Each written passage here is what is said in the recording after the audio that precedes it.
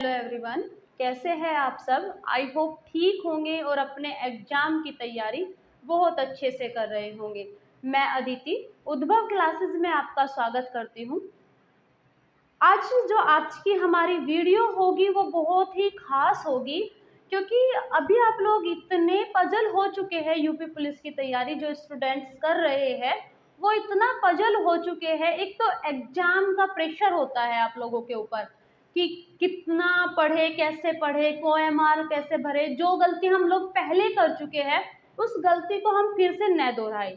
दूसरी बात, जैसे आप लोग ये मान के चलिए 6 से 7 दिन भी आप लोग के पास नहीं है। 23 को जिसका एग्जाम है, तो उन लोगों को मतलब इतना कंफ्यूज, इतना परेशान, अंदर ही अंदर थोड़ी बेचैनी, ये सारी चीजें आप लोगों के अंदर चल रही होगी। तो जैसे आप लोग इतना परेशान है और कई सारे क्वेश्चन आप लोगों के मन में होंगे कि OMR कैसे भरे, कितना पढ़े, कितना मॉक टेस्ट कितने दे, कितने घंटे पढ़े, खुद सबसे बड़ी बात खुद को मोटिवेट कैसे करे, PYQ कैसे लगाए, सेफ स्कोर क्या होगा, और भी बहुत सारी चीजें कि खुद को जो आपके सोशल मीडिया है, सोशल मीडिया से कैसे आप लोग अलग करें। तो इन्हीं सारी चीज़ों के इन्हीं सारे सवालों के जवाब मैं आप लोगों के लिए आज लेकर आई हूँ। आई होप आपको ये वीडियो पसंद आए और आप लोग थोड़ा सा मोटिवेट हो सके, क्योंकि अब लास्ट टाइम में जितना ध्यान आपका पढ़ाई के ऊपर है उसी के साथ साथ आपको मोटिवेट होने की भी ज़रूरत है। तो चलिए फिर स्टार्ट करते हैं हम आज की वीडियो। आज की वीडियो को स्टार्ट करने से पहले अगर आप मेरे चैनल पर नए हैं तो सब्सक्राइब कर देना, और अगर आपको वीडियो पसंद आए तो लाइक कर देना। तो सबसे पहली बात कि OMR कैसे भरे, इस टॉपिक को मैं सबसे पहले ले रही हूँ। क्यों ले रही हूँ? क्योंकि कई बार आप लोगों ने देखा होगा और आप लोगों ने कहते हुए भी सुना होगा कि मेरे जो OMR सीट है, वैसे तो मैंने बहुत सारे क्वेश्चन बिल्कुल सही कर दिए थे, लेकिन जब मैं गोला भरा तो गोला भरते टाइम मेरा गोला गलत भरा गया। तो ये कंडीशन कब आती है आप लोगों के पास? ये कंडीशन तब आती है, एक तो आप लोग स्पीड बढ़ाइए। अब आप लोग जैसे टेस्ट दे रहे हैं, PYQ लगा रहे हैं, मॉक दे रहे हैं, तो आप लोग स्पीड बढ़ाइए। आप लोग स्पीड इस तरीके से बढ़ाइए कि आपका जो GS और हिंदी है उसको कम टाइम में करके ज़्यादा टाइम आप लोग रीजनिंग और मैथ को दे सके एग्जाम में। आप खुद के टारगेट को इस तरीके से सेट करके चलिए कि जितने घंटे का आपका एग्जाम होता है उतने ही घंटे का टाइमर आप लोग सेट कीजिए, और सेट करके आप लोग ये देखिए कि आप लोगों को कितना आप लोग मतलब कितने टाइम में आप लोग उसको कवर कर पा रहे हैं। साथ के साथ आपको यहाँ तो आपको OMR नहीं भरनी होती, लेकिन वहाँ भरनी होती है। मेरा एक छोटा सा सजेशन आप लोगों के लिए है कि सपोज करो आप PYQ लगा रहे हो, आप मॉक टेस्ट दे रहे हो या कोई भी टेस्ट लगा रहे हो, तो आप गूगल से एक OMR सीट का प्रिंट निकलवा लीजिए, और टाइमर में टाइम सेट करते हुए आप टेस्ट लगाइए, और टेस्ट लगाते हुए आप उसको OMR को भी फिल करते हुए चलिए। यहाँ तो आपका कुछ नहीं, यहाँ आपका 10-5 मिनट अगर ऊपर नीचे हो जाता है तो कोई प्रॉब्लम नहीं है, लेकिन वहाँ अगर आप लोगों का थोड़ा सा भी टाइम मैनेजमेंट में गड़बड़ हो जाता है, तो टाइम मैनेजमेंट में अगर आपका गड़बड़ होगा तो आपकी OMR गलत होगी। दूसरी बात, OMR भरने का सही तरीका क्या है, ये चीज़ आपको पता होनी चाहिए। तो OMR भरने का सबसे सही तरीका है, जैसे आप अपने उसको 2 या 3 राउंड में कंप्लीट कीजिए अपने एग्जाम को। सबसे पहले बार जब आप क्या करोगे, पहले राउंड में आप क्या करोगे, आप पेपर लिया, मान लीजिए ये आपका पेपर है, और इस पेपर में आप लोग करते जा रहे हो, क्वेश्चन करते हुए जा रहे हो। ये क्वेश्चन 1 2 3 4 5 आपको आ रहा है, तो मान लो आपने ये क्वेश्चन किया, ये किया, ये किया, और फोर्थ आपको नहीं आ रहा है, तो फोर्थ को आपने छोड़ दिया, फिफ्थ सिक्स्थ, ये चीज़ तो आप लोग सब लोग जानते हैं कि आप ऐसे करते हुए चले जाते हैं। तो फर्स्ट राउंड में देखिए, फर्स्ट राउंड में आपने जितने क्वेश्चन किए उन क्वेश्चन को आप साथ के साथ आपको 2 चीज़ करनी है। फर्स्ट राउंड में आपका थोड़ा सा टाइम ज़्यादा लगेगा, लेकिन आप लोगों को 2 चीज़ करनी है। सबसे पहली तो जो फर्स्ट राउंड में आपने जितने क्वेश्चन किए वो गोले भरने हैं। दूसरी चीज़, आपको मान लीजिए किसी क्वेश्चन में क्वेश्चन 1 है, इसमें 4 ऑप्शन है, A B C और D। इस क्वेश्चन में आपको डाउट है कि इसका ऑप्शन बी भी हो सकता है और इसका ऑप्शन सी भी हो सकता है। तो अगर आपको इस क्वेश्चन में डाउट है तो इसी क्वेश्चन को आप सर्कल करते हुए चलिए। इससे आपको क्या बेनिफिट होगा कि जो क्वेश्चन आप सोल्व करते जा रहे हो वो सब तो ठीक है, जिस क्वेश्चन में आपको डाउट है उस क्वेश्चन को आपको ढूंढने की ज़रूरत नहीं पड़ेगी। आप उस क्वेश्चन को क्वेश्चन पेपर में सर्कल कर देंगे कि इस क्वेश्चन में मुझे डाउट है, इसे मैं बाद में करूँगा, ठीक है। तो इससे आपका क्या होगा, एक तो आपका टाइम बचेगा, आपको क्वेश्चन ढूंढने में टाइम नहीं लगेगा। दूसरी बात, आपको ये भी पता रहेगा कि हाँ ये चीज़ है। और जितने क्वेश्चन आप कर रहे हैं, मान लीजिए फर्स्ट शिफ्ट में आपने ऐसा किया कि जितने क्वेश्चन आपने सोल्व किए, ये ऐसा कर सकते हैं कि जितने फर्स्ट राउंड में आपने किए उसको गोला भर दिया। दूसरा एक तरीका और भी है कि मान लीजिए आप एक पार्ट को, आपका फर्स्ट पार्ट जीएस का है मान लिया, तो जीएस में जितने क्वेश्चन आपने सही करने थे वे सही वाले क्वेश्चन आपने किए और साथ के साथ आप गोला भर दे। मैं ये चीज़ आपको इसलिए बता रही हूँ क्योंकि लास्ट टाइम में आपके पास जब कम टाइम बचता है तो आप लोग हड़बड़ाहट में क्या कर देते हैं, गोले गलत भर देते हैं। तो आप ये चीज़ करते हुए चलेंगे। दूसरी बात, आप क्या करेंगे कि जैसे ओएमआर में आपने ये किया, फिर आप लोग इसको ज़्यादा टाइम देंगे। फिर एक और चीज़ आती है कि रिस्क ले या न ले। नेक्स्ट आपका आता है कि रिस्क ले या न ले। नेगेटिव मार्किंग है और आप लोग कह रहे हो कि 1/4 की नेगेटिव मार्किंग है, कुछ नहीं होती। देखिए होती बहुत कुछ है 1/4 की नेगेटिव मार्किंग भी। लेकिन मान लीजिए आपको कोई क्वेश्चन है, उस क्वेश्चन में आपको डाउट है कि इसका, आपने पहले पढ़ रखा है वो क्वेश्चन और वहाँ आप लोग कंफ्यूज है कि इसका ये है या वो है, तो जहाँ उसमें उस क्वेश्चन में आप रिस्क ले सकते हैं। अदरवाइज आप लोग नेगेटिव मार्किंग से बचेंगे। नेगेटिव मार्किंग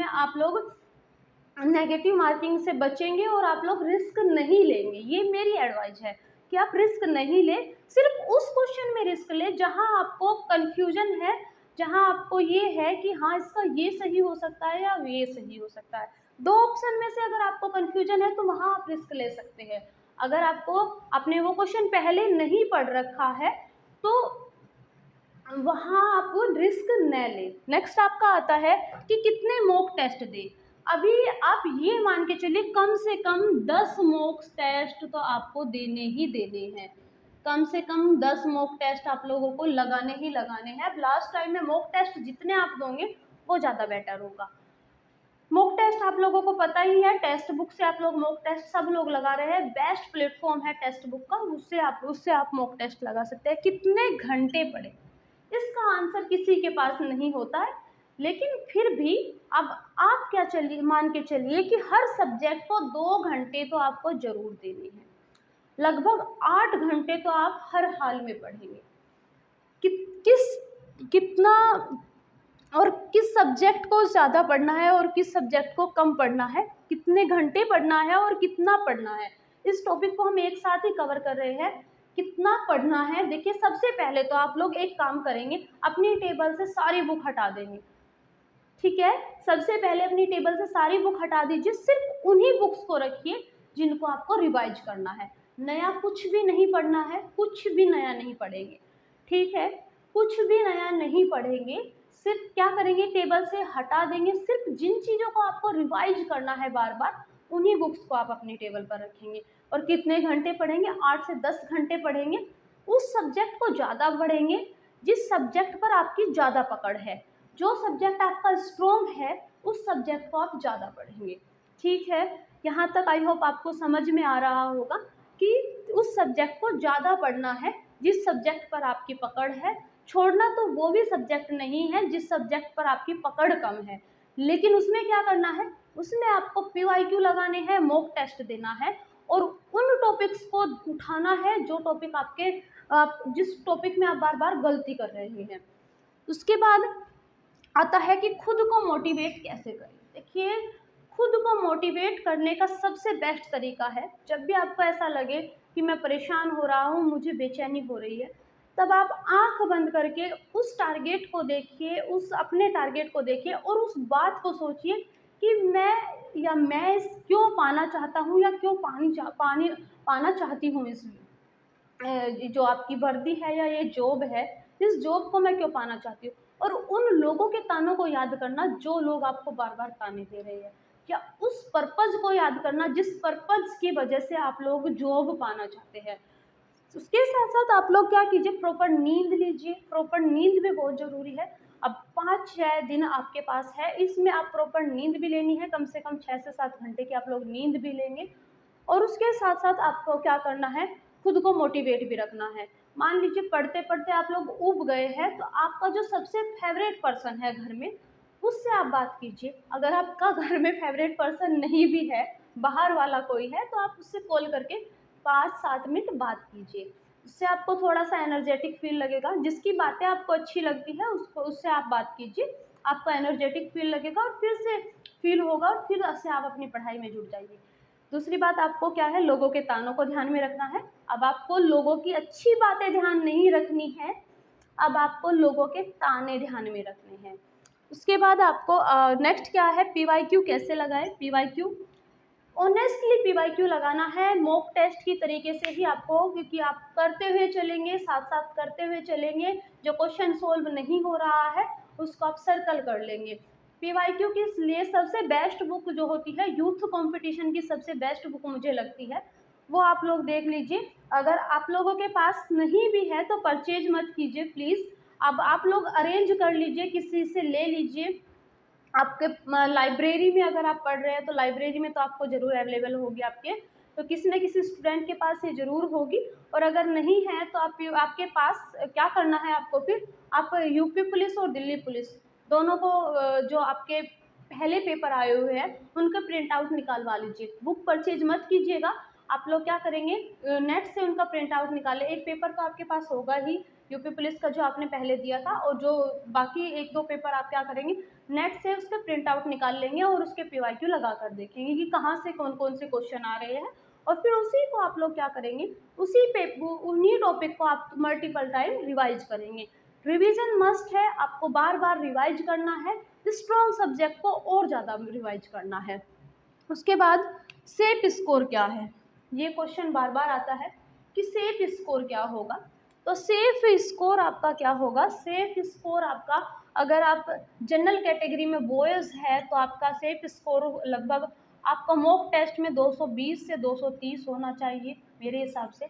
और अगर आप ये आपके बॉय के लिए है, और अगर आप फीमेल है, गर्ल है, तो आप जनरल कैटेगरी में है, तो आपका सेफ स्कोर 210 से 220 के आसपास होना चाहिए।